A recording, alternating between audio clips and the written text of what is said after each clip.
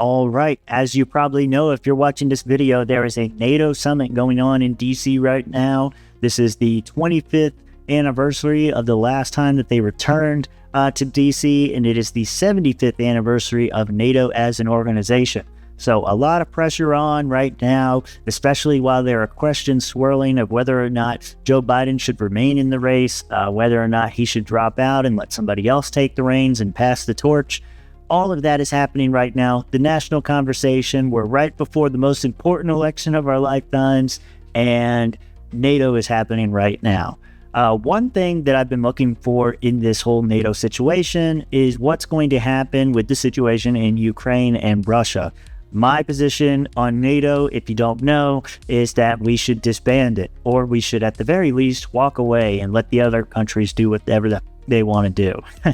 That's my position on it. I know it's not necessarily a popular one, but I see no useful purpose for NATO to exist any longer. And if it does exist, we should play no part in it. That's my position on NATO. My position on Ukraine is, again, we should not be involved. I think it's a fruitless effort. I think it gives us nothing. I think it's a proxy for Democrats and people who hate Donald Trump. It's a proxy war for them in their mind. If we support Ukraine and he defeats Russia, that's just like us beating Trump because Trump's a Russian asset and all these other things. I think it's a proxy, at least in their mind, for defeating Donald Trump or right-wingers or something to that effect. What's interesting is, you guys can't see it yet, but you will see it. The Uniparty is on full display here, so that doesn't quite make sense to me, but I think that is a part of it. As far as the war in Ukraine and Russia, again, I don't think that we should be giving them any money, but why it's important for NATO is conversations have continued that we are going to somehow put Ukraine into NATO, or Ukraine is going to become a NATO member, and Russia has said for a long time that that is a red line in the sand for them, that they will retaliate if that were to be the case. And the UN and UN members have consistently came out and said that they support Ukraine, they're behind Ukraine, and they are even willing. I think Anthony Blinken was the one who said that they were, during this meeting, going to consider Ukraine's membership in NATO. So I've been paying a very close eye on, paying very close attention and a close eye on this situation for that reason, to see if that's actually what's going to happen. It doesn't seem like they're quite ready to pull the trigger yet. However, this meeting has caused some concerns for Ukraine. Going to the video over here, a great deal of uncertainty with the funding for Ukraine if Trump is elected. I think this is a fair thing to be concerned about if you're in favor of the war in Ukraine or supporting the war in Ukraine against Russia and all this kind of stuff. If you're in favor of that, this should be a cause for concern for you, because I do, at least from what Trump's been saying on the campaign trail, he's not for continuing this war. He wants peace. He wants immediate peace. I think that's a good thing.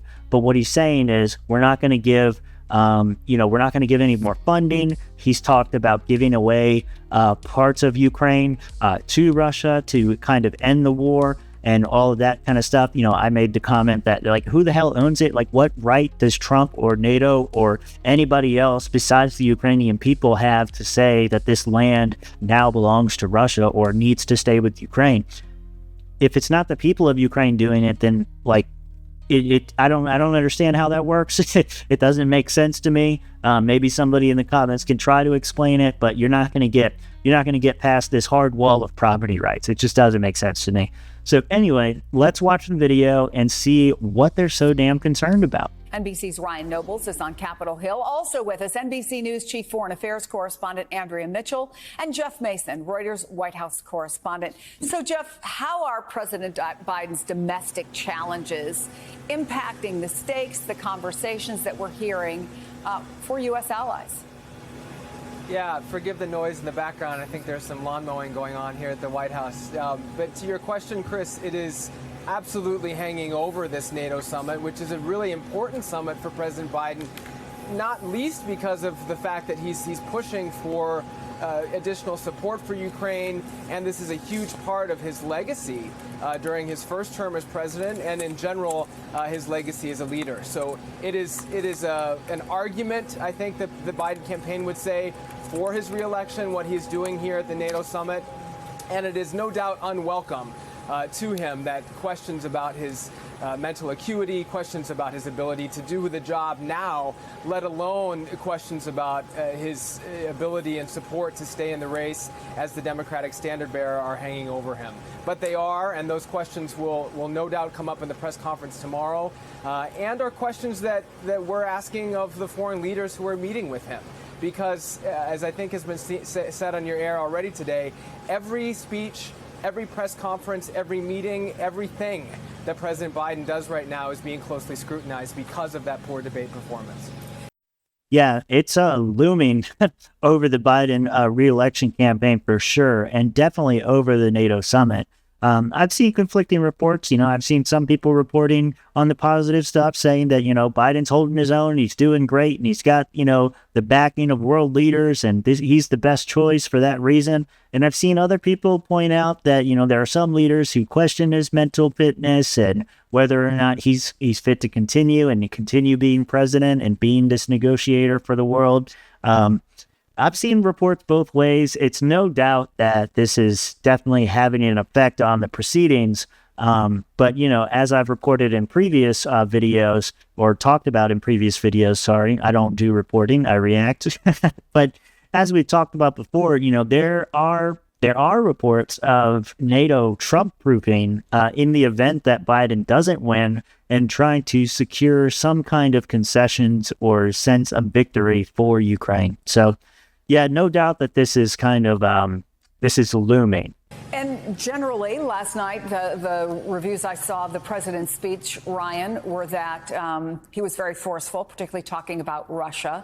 Ukraine is in the spotlight right now, and President Zelensky is trying to make the most of it. So, Ryan, what can you tell us about his visit to Capitol Hill? Yeah, well, just a few minutes ago, President Zelensky left a room after a meeting with a group of bipartisan senators, both Republican and Democrat, including the highest-ranking members of the United States Senate, including Senate Majority Leader Chuck Schumer and the Minority Leader Mitch McConnell. And, this was designed as a way to show Zelensky that the United States Congress has his back, because, of course, there's been a lot of dissension among Republicans in particular about whether or not the United States should continue to fund the war effort in Ukraine. And while there was some division around that, ultimately Republicans and Democrats did come together to push through this latest funding package to make sure that Ukraine was taken care of. But there is a great deal of uncertainty as to what would happen if the election results go in a different direction. Donald Trump enters the White House and Republicans take control of either both the Senate and the House, or one or the other. And so part of the conversation had to have been between Zelensky and these leaders, like, what if? What could happen if power changes hands? Many of the leaders that I've talked to have said that there is enough funding, at least in the short term, to provide Ukraine the funding and the effort and the equipment that they need. The question is the long-term issue as to how long this slog could be with Russia. And those are some of the questions Zelensky is likely asking these congressional leaders during his meetings today. Yeah, I mean, like I said in the beginning of the video, the Uniparty is behind the effort in Ukraine and behind Zelensky, and in support of giving him more money and arms. And I wouldn't be surprised if there are people like Lindsey Graham out there who are even willing to go as far as putting American troops on the ground, because that's how crazy these people are. That is no surprise to me at all. I think there will be a change in that tune if Donald Trump were to be reelected, and with him came a bunch of other people who were elected for saying that they would not support the effort in Ukraine. It is worth noting that there's more resistance now than there has ever been to continuing funding for Ukraine. It just narrowly passes with these uniparty candidates and these establishment candidates. So I'm interested to see where that goes. I hope the funding stops. I hope the war stops. I hope that we stop being a part of this thing. I do worry that the uniparty will prevail once again, and that we will just continue to escalate things with Russia until it's all-out war. I don't necessarily think that Trump could have stopped the whole thing before it got started. Sometimes bad people want to do what they want to do, but it is possible that that's the case. But regardless, we are where we are now. And I don't know how we turn back from here, even if, the concessions for land are given and all that kind of stuff. Trump keeps saying that he'll end the war day one. I don't think that stops the fight. I think that even if Donald Trump comes to some sort of agreement with Russia for the United States sides of things, you have other countries like Germany and France who are all in for the war, and they are not, I don't see them stopping anytime soon. So we'll see. Andrea, whatever happens in November, Joe Biden is president for the next 6-7 months, right? So how important is this summit for Zelensky? And I should add that the members of Congress are members of Congress until the change in next January. Well, it's all important. And in fact, I've never heard Zelensky. I've covered him in Munich. I've covered him elsewhere. And last night's speech was so interesting. First of all, he chose the Reagan Institute to do it. He was reaching out to Republicans. He chose Bret Baier, our colleague from Fox, to do the Q&A afterwards, which was very important. He answered political questions about Donald Trump, but importantly about the military aspects of it, in quoting from Ronald Reagan's speeches and having Mitch McConnell introduce him. It was very targeted, and he complained about the administration's policies. He complained about the U.S. policies restricting his ability to go 150 kilometers, 500 kilometers to attack the bases where those jets are taking off and bombing his cities. And he said that basically they can't compete with that it's great to get the Patriots now, belatedly. He pointed out they're still waiting for those F-16s that were announced again today, but stuff has not been delivered. But that 5 new Patriots are not going to protect someplace, a city like Kharkiv, where 3,500 missiles have hit them, and that they simply cannot compete with the Russian air attacks. And made it very clear. And in just talking to officials here, it's clear that is a U.S. decision. The administration's fear that it will escalate if he goes deep into Russia. Republicans, Mike Turner was just here on our program, Republican Intel chair, saying that that's a bad decision, that Stoltenberg is against that decision, and the other NATO countries, including the Brits now, are against that decision, and that's one big conflict between the U.S. and Zelensky that could be resolved this week. Yeah, that's not good. Like, I was thinking during that, while she was saying like all of the restrictions that U.S. is putting on the war and all this kind of stuff, isn't it convenient that like the restrictions that they put on only seem to prolong the war? I mean, if you're NATO and you're in part of these NATO countries and stuff, and your goal is to stop Russia or whatever it is, why not just admit Zelensky in, and why not just, go full force and just try to just win this thing?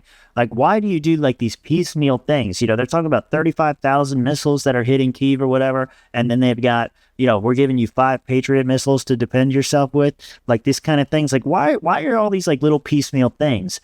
Perhaps it's partly because, like I said before, support for the war in Ukraine is lower than it's ever been. But also perhaps there's a lot of people making a lot of money on this war, and they're not quite ready to stop yet. What are the chances, Ryan, that gets resolved this week? It's decision-making on that. If they're going to satisfy Zelensky's concerns and, to be totally, balanced here, it was the Republicans who held up that supplemental for 6 months, and that's that turning point that we saw in February. The world, including Zelensky, were all gathered. I was there in Munich at the security conference. That's when they lost so much ground. They lost Avika. That's when he warned that they were going to have to retreat. That's when they began to lose those villages in the north, and then it was Kharkiv coming under fire, and now the worst battering of Kyiv. He said, actually, in that interview yesterday, when asked by Bret Baier, how did you as a father feel when the children's hospital was bombed? He said, as a father, as the president, we hate to see that kind of loss. He said, we wanted to kill Putin at that moment. I'm sure, and it's just going to keep escalating, and we just need to get out of it, man. We need to stop. We need to stop being a part of it. We need to stop continuing to fund it, to do whatever. We just got to stop the war, man. I was going to say, like, whatever we need to do, but obviously there's lines in the sand to that. But, we just shouldn't be involved. We should not have been involved from day one. We should not have been there's people that say that we were provoking Russia this whole time, that we've been surrounding them, and we've been going back on agreements and all these other sorts of things. All of that stuff, we just should not be involved in the affairs of the rest of the world. We've got enough problems at home that we need to deal with. We don't need to go around and be policemen of the world. We don't need to be saviors of the world. These Democrats are the same Democrats that complain about how, we're struggling to keep democracy at home, and yet we're trying to bring democracy to the rest of the world. It doesn't jive. It doesn't sit well with me. We just don't need to do it. I'm not saying that we need to be an isolationist, but what I am saying is that we don't need to be having all of these foreign entanglements in this giant conglomerate that is NATO, that is the UN. We don't need that. We can have individual agreements, individual arrangements with various countries. We don't need to have NATO. We don't need to have the UN. We don't need to have the G7. We don't need to have any of these political arrangements, because what happens in these groups is the concerns of the many override the concerns of the few. And the only thing that American politicians and Americans should really be worried about is what's happening here in America. And that's the part of Donald Trump's America First and the whole thing, all of the Republicans that say that, that's the part of it that I can kind of agree with. That nationalist aspect, I agree with that. We need to focus inward first. We need to take care of our people. We need to take care of our problems. And then we can look to the rest of the world and see what kind of arrangements and deals we can make and all of that. But we need to go Switzerland on everybody. We just need to not be involved. Focus on us, be the most prosperous, focus on our self-defense. If somebody hits us, I'm all for hitting them back. But we cannot be involved in this, because we're putting our thumbs on the scales and we're just escalating things further and further and further. And if things continue on their current trajectory, we will have World War III.